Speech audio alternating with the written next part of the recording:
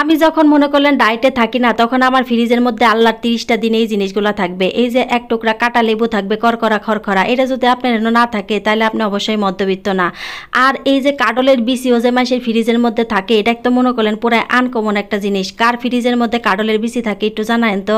তারপরে এখানে আছে হলো গিয়া 1970 সালের কতগুলা সবজি। আর রাইতে যে ভাত খাইছিলাম, যে বাটটি বাচ্চে সেই পাল্লা সহ ফ্রিজে রেখে দিছি। এটা যদি না থাকে তাহলে কি এর মধ্যবিত্ত হলাম কন্ত দেখি।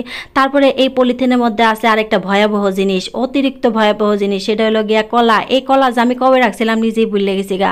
তারপরে এখানে ধরেন আছে বুটের ডাল, মুসুরের ডাল, মুগের ডাল, কি নাই ফ্রিজটার মধ্যে। একটা চুলা থাকলেই মনে করলেন আর রান্না করে যাওয়া লাগবে না, ফ্রিজের মধ্যে বইয়ে রান্না করে খায় ফেলানো যাবে। আবার এদিকে যখন আমি কঠিন ডায়েটে থাকবো, উড়াধুরা ডায়েটে থাকবো, তখনই কেমনে কেমনে জানি পাশের বাসার ভাবির বাচ্চার মুসলমানের মিষ্টি আসবে, আরেক ভাবির বাচ্চা হবে, আরেক ভাবির বাচ্চার জন্মদিনের আপনার পায়েস থাকবে, আমার জামাই উস্তাদি করে দিক দিয়ে দই নিয়ে আসবে, আঙ্গুর, আপেল, কমলা, লিচু, মানে দুনিয়াটা নিয়ে আসবে।